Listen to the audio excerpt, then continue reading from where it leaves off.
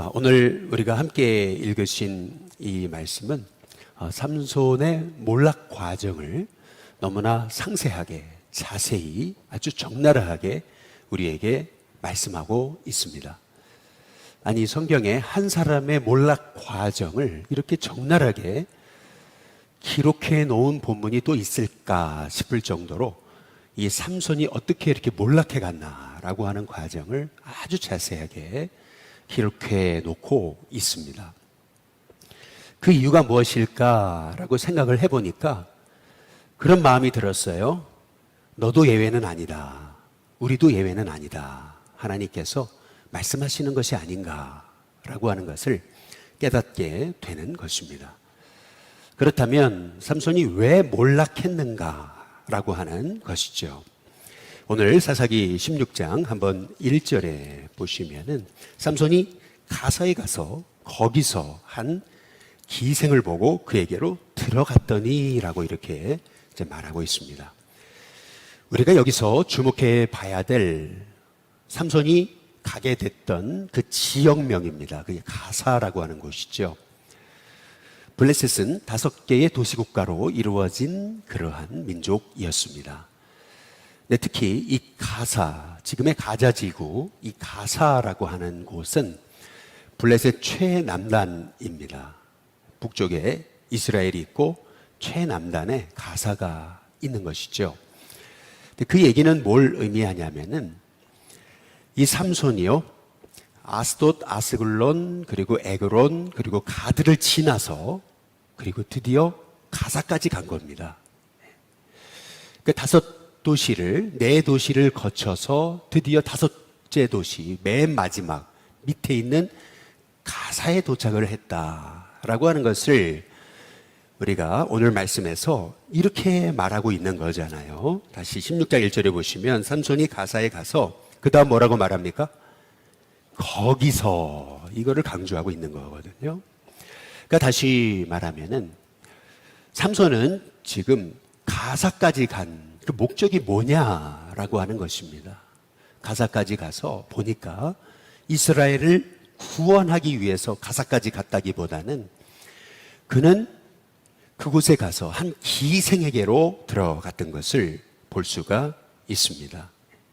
여기에서 우리는 삼손의 모습에서 만약에 삼손이 가사까지 가는 동안 예를 들어서 뭐 아스글론이라든지 아니면 아스돗에서 블레셋 사람들이 아주 집단적으로 삼손에게 공격을 해가지고 삼손이 머리가 깨지든지 아니면 다리가 부러지든지 아니면 하나님이 이 삼손에게 벼락을 내리셔가지고 삼손이 가는 길을 딱 멈추게 하셨더라면 삼손이 이렇게 죄를 짓는데 얼마나 그렇게 거침이 없을 그런 사람은 되지 않았는가.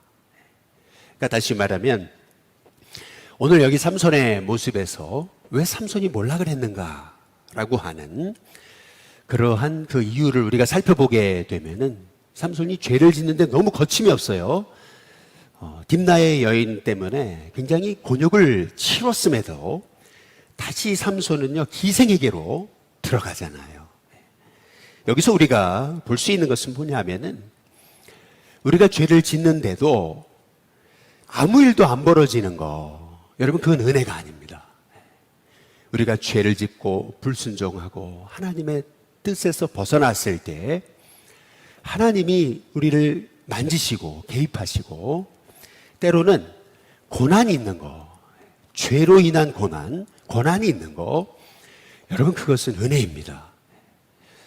사실은 아무리 좋은 스포츠카라도 이게 브레이크가 잘 들어야 됩니다. 브레이크가 들지 않으면은 그 스포츠카는 오히려 수많은 사람을 해치는 그러한 오히려 이 굉장히 엄청난 그런 파괴의 도구가 될 수 있다라고 하는 것을 우리가 생각해 보게 될 때 삼손에게 있는 이 엄청난 힘은요 오히려 브레이크로 제어가 돼야 되는 것인데 삼손에게는 브레이크가 없잖아요.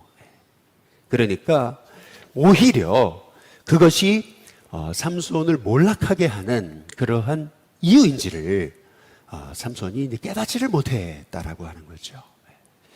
우리가 때로는 하나님의 뜻에 불순종하고 또 죄를 짓고 또 하나님의 뜻과 멀어졌을 때 내게 뜻하지 않은 어려움이 오는 거, 여러분 그것은 은혜입니다. 그것은 축복이죠. 우리가 사도 바울이 하나님 부르시는 날까지 바울은 변질이 안 됐다는 거, 끝까지 달려갈 길을 달려가고 선한 싸움을 싸웠어요. 끝까지. 이 사도 바울의 인생에서 우리가 주목해 봐야 되는 것은 내가 달려갈 길을 다 달려가고 믿음을 지키고 선한 싸움을 마지막 끝까지 싸워냈다라고 하는 이 사도 바울의 이 고백이 어떻게 가능했을까 우리가 생각을 해보게 되면은 사도 바울에게 가시가 있었기 때문에, 그가 가시를 떠나가기를 하나님 앞에 3번이나 간구했지만 하나님이 가시를 없애주지 않으셨잖아요. 그 이유가 뭘까?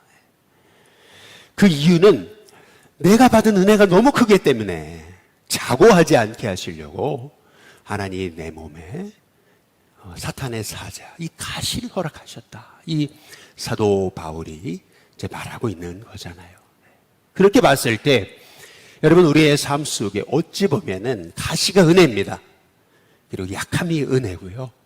그 가시와 약함 때문에 우리가 교만하여지지 않고 하나님께 엎드릴 수 있다라는 거, 여러분 그것이 우리에게는 엄청난 큰 은혜임을 생각하게 될 때 우리는 단순히 어려움이 왔다고 원망하고 불평하고 낙심할 것이 아니라 그 어려움을 통해서 하나님이 내게 뭘 말씀하시는지 하나님의 말씀을 깨닫고 하나님, 제가 나를 의지하지 않고 정말 하나님만 의지할 수 있는 겸손한 사람이 되게 해달라고 기도하는 하나님의 종들이 돼야 될 줄로 믿습니다.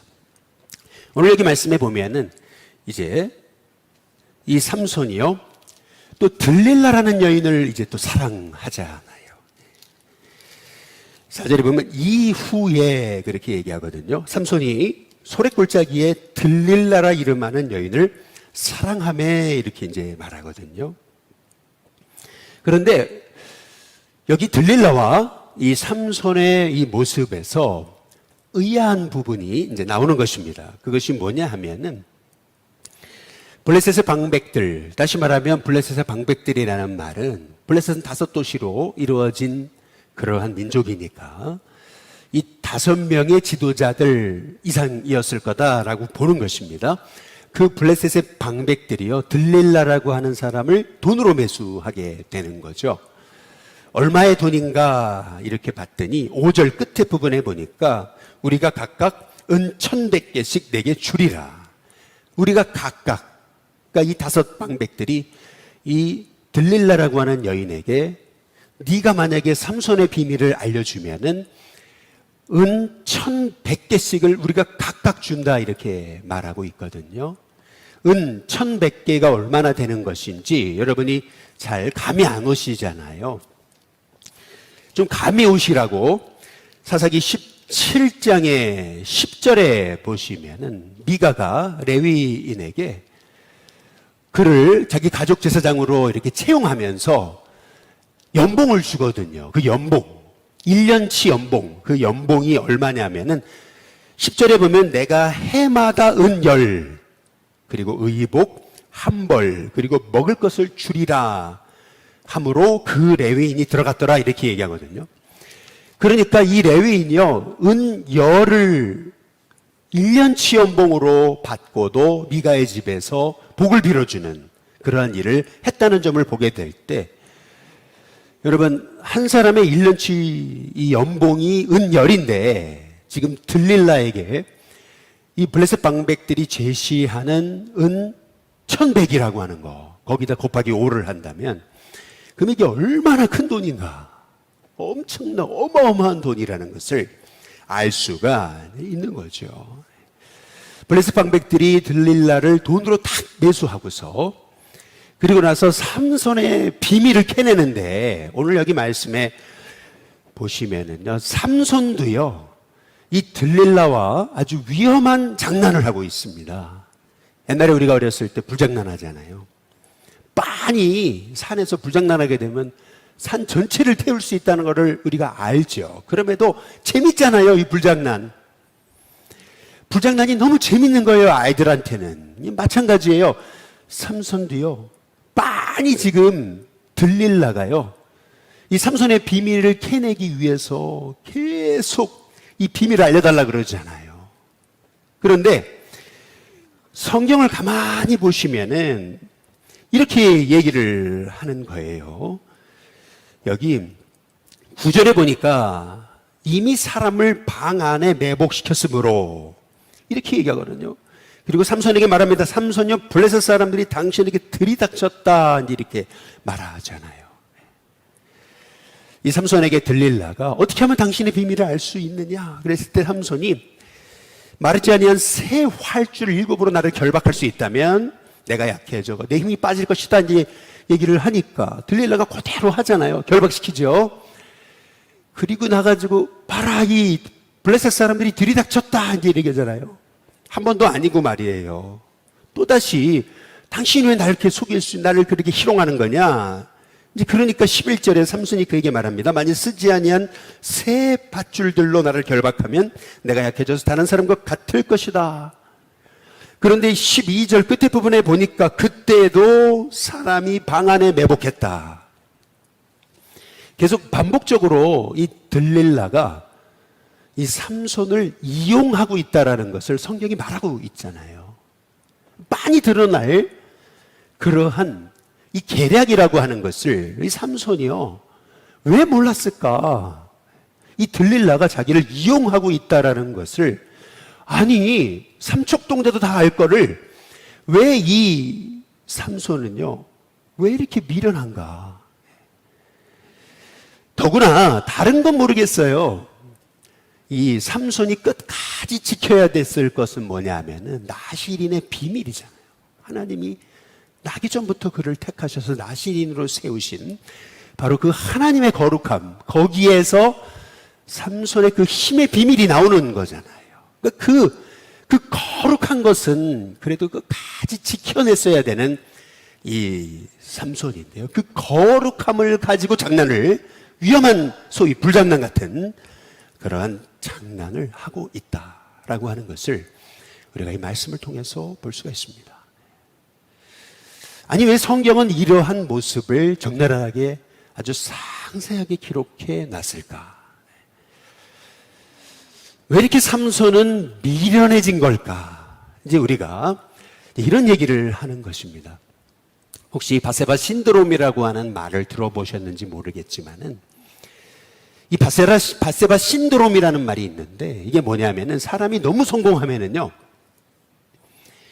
계속 성공해요. 너무 잘 되면은 자기가 뻔히 당할 이 윤리적인 치명적인 실수가 있음에도 불구하고, 내가 이 정도 잘못해도 뻔히 이 정도는 내가 다 해결할 수 있어, 이제 이렇게 사람들이요 방심하게 된다는 것입니다. 그래서 심지어는 다윗조차도요, 이 뻔히 그게 얼마나 하나님 앞에 죄 짓는 것임을 알면서도 너무나 미련하게 다윗도 이 바세바 소위 신드롬이라고 하는 이러한 그 어리석음에 이제 걸려 넘어지는 것을 이제 볼 수가 있는 거거든요. 쉽게 말하면 그 엄청난 참치가요, 그 바다 한가운데서요, 낚싯줄 하나, 미끼 하나에 딱 걸려버리거든요. 그런데 참치가 생각하겠죠. 에이, 저 미끼 하나쯤이야. 미끼가 얼마나 멋있게 보여요? 저 미끼 하나쯤이야. 내가 이렇게 덩치가 큰데. 그런데 미끼를 딱 무는 순간, 그다음부터는 완전히 이제 횟감으로 되고 말더라라고 하는 겁니다. 어찌 보면은요, 삼손이 이렇게 위험한 불장난 같은 이러한 이 어리석은 게임을 할 때 차라리 힘이 쫙 빠져버려가지고 블레셋 사람들한테 딱 붙잡혔다든지, 아니면은 뭐 너무나 이제 너무나 힘든 상황에 이제 처해져가지고 삼손이 소위 애낙고래를 외치든지 뭐 여러 가지 뭐 벼락이 치든지 막 그래야 되는데, 여러분, 삼손은요, 지금 계속 승리합니다. 자기가 장난을 치는데도 블레셋 사람들이 아무 힘도 쓰지 못합니다. 그러니까 너무 삼손이 승리에 도취해져 버린 거죠. 한 번도 진 적이 없습니다. 어차피 쟤들은 나와 상대가 안 되는 거고, 그러면서 이 삼손이 무엇에 빠진 거냐면 영적 교만함에 이제 빠진 거죠. 자만심입니다. 여러분, 이게 삼손의 몰락 원인이다. 성경이 우리에게 말씀하고 있는 거죠. 그래서 오늘 말씀을 통해서 우리가 깨닫게 되는 것은 뭐냐면, 먼저 첫 번째는 죄에는 반드시 브레이크가 있다는 게 은혜다라고 하는 것입니다. 그래서 내 뜻대로 안 되는 게 은혜입니다. 모든 게 내 뜻대로 되면은 여러분, 우리도 삼손처럼 우리도 몰락할 수 있습니다. 오히려 내 뜻대로 안 돼야 그때 이게 하나님 뜻이 아니구나 엎드리고, 그리고 나를 의지하지 않고 겸손하게 하나님을 찾는 하나님의 종들이 되게 될 줄로 믿습니다. 그래서 내 뜻대로 안 된다고 너무 원망하거나 낙심하거나 분노하지 마시고, 오히려 내 뜻대로 안 될 때 하나님 제게 말씀하시는 것이 뭡니까?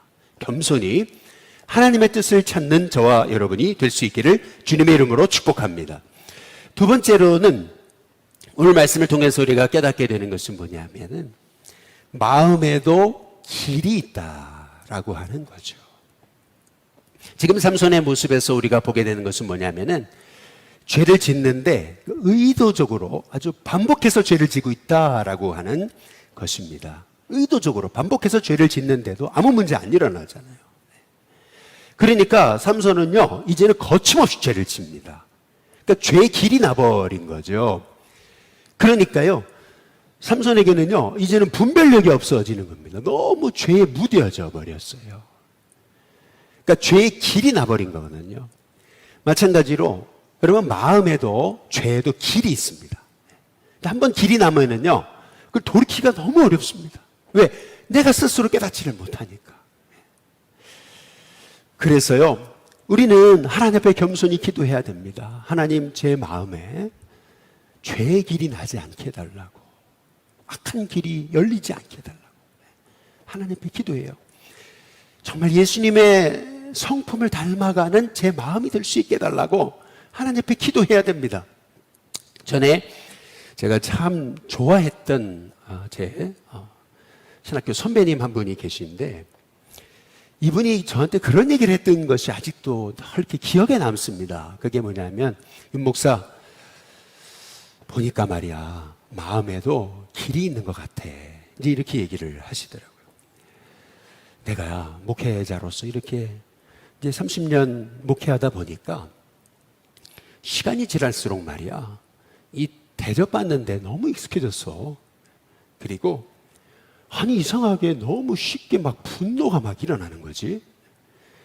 참 내 마음이 참 이상해. 이제 그러면서 그런 고백을 한다는 거예요. 뭐냐면, 요즘은 내가 하루라도 젊었을 때 내 마음에 이렇게 악한 길이 뚫리지 않게 내가 하나님 앞에 겸손히 기도하고 있다고. 이제 그런 얘기를 해요. 그러면서 그 목사님이 제게 해주셨던 말이 있어요. 네 뭐 성격 좋은 것 같아? 그렇지 않아. 겉으로만 그렇지. 당신도 예외는 아니야.